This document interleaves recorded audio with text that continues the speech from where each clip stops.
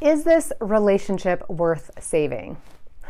Such an important question and such a hard question. And it's a question that surprises me how often and quickly I can feel it, even in something that feels like a day ago felt amazing and wonderful. When we get hurt, I'm telling you, when we get hurt, just there's something in us that is so wounded that we're just like, I don't need this. I don't want this. Like, I don't want to put up with this. I don't even want to go through the effort that it would take to fix this. And we just kind of feel so wounded and so hurt and so betrayed that it's so easy to kind of just hunker down and tighten up and push away. And yet, we all know that if we want friendimacy, if we want meaningful relationships, if we want depth, if we want like the feeling of familiarity and safety, and that feeling that we say, I know that they'll be there for me no matter what. Well, this might be that no matter what, right? And so these are the moments where we actually have to still show up sometimes. But does that mean we have to save every relationship? So I wanted to share with you a principle that I use when it comes to deciding how much energy to put forth in repairing a relationship. First, just a reminder, every relationship is going to have disillusionment. Every relationship will experience unmet expectations. Every relationship is going to get our feelings hurt. So that is not the judge of whether this is a relationship worth saving or not. Yes, most of them are. But here's how I kind of look at my relationships that might be helpful to you. So you're hopefully familiar with my friendimacy triangle and the 3 requirements that make up for a healthy relationship. So it has to be built on good feelings, positivity, so more good feelings than not. So that if we're fighting all the time, getting hurt feelings all the time, certainly that would be playing into our decision factor, right? So positivity is 1. Consistency. How long have we known each other? How much time do we spend with each other? How interwoven are our lives? How much do we interact? How much future did we believe we had? This is our time. This is where we have built our trust. This is kind of the container that holds our friendship, if you will. So the longer we've known each other, it matters. The more, if we're interacting every single day, that shifts things. And then if we're just the friends who see each other every couple months, right?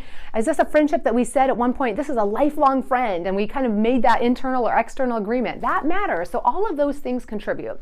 And then the 3rd requirement of all relationships is vulnerability. The sharing, the seeing of each other. How much have we shown each other? How honest have we honestly been? How much have we trusted them and shown up without a filter and allowed them to see us, and vice versa? So when we practice all 3 of these things, our relationships move up the triangle. And so our closest, best friends, our most intimate of relationships, what I call friendimacy, is at the top of the triangle, where we have practiced strong positivity, consistency, and vulnerability. And so my first principle when it comes to deciding if this is a relationship worth saving is the higher up the triangle you are in that friendship, the more the 2 of you have practiced these 3 things, the more effort we should be putting forth in saving those relationships. So if it's somebody who's kind of low on consistency and vulnerability and all the majority of relationships down at the bottom third of the triangle, maybe you decide, not worth it. And that's fair enough. We don't have to go around saving every single relationship, and not every single person is invested. We've not invested in all of them in the same way. But the higher up the triangle you have gone with somebody, in my opinion, warrants you showing up and saying, I owe it to myself and to this person and to this friendship to at least try to repair the relationship. And the higher up we are the triangle, the more I'm willing to step into awkwardness, the more I'm willing to step into vulnerability. This is an act of vulnerability. If you swear you're at the top of the triangle, it's not just about how many secrets you've told each other. It's, are you willing to show up and to be humble and to say, I messed up, or to be able to say, this is how I feel when you do that, and to be able to actually expose ourselves. That's vulnerability. To be able to say, I don't know if we're going to end up in this feeling better, but I'm willing to have my heart broken in the process trying. That's vulnerability. And so the higher up the triangle we are, the more, in my opinion, it's worth us being courageous and saying we have enough history and enough desire for a future that we should be doing what we can. We should be having the tough conversations, sharing our feelings, and showing up in this space. So that's one consideration for me that I use when I'm deciding how much energy or effort to go into. The other thing to think about, though, is to break down those 3 things individually. If this is a relationship that has just positivity missing, like that's the piece that's kind of gotten blown up out of the water lately. So you have a lot of vulnerability and consistency, but it's like you can kind of look and say, this is the area that's kind of imploded in our relationship. It's a little easier to repair if you can just kind of focus on one. You can just be like, this is where the broken arm is. Like, so if we can put a cast there and do what we can, I think we can heal this.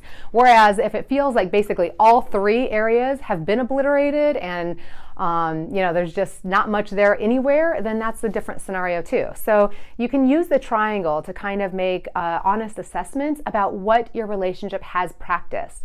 And don't judge it by what it feels like right now, because we're just hurt and wounded and mad and defensive and all of that stuff.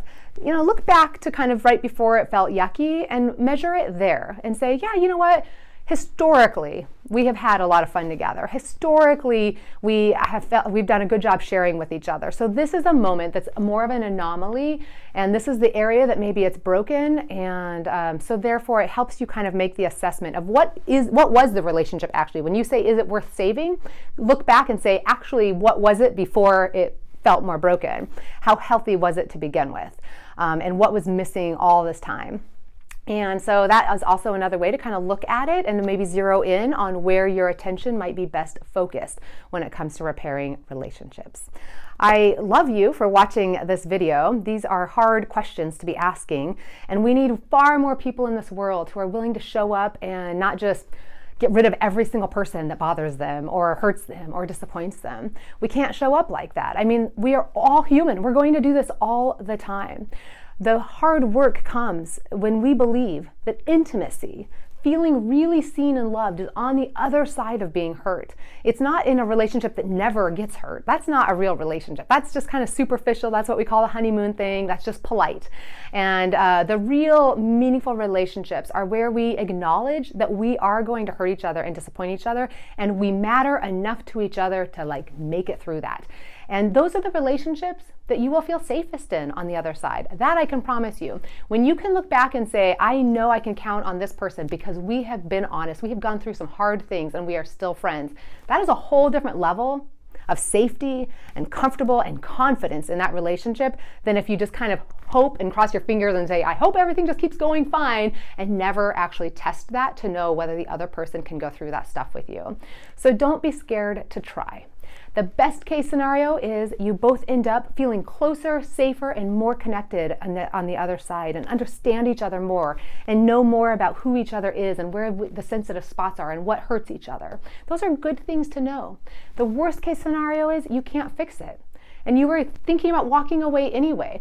So you haven't lost anything, except this way you actually might have healthier closure, you might understand yourself better, you might help give some information to the other person that helps them not wonder what just happened, and you both are building better skills of showing up and having tough conversations that will serve you in future relationships. So if it's a relationship that you're considering saving, the very fact that you're asking that question, I hope you would say, yeah, this one might be worth it.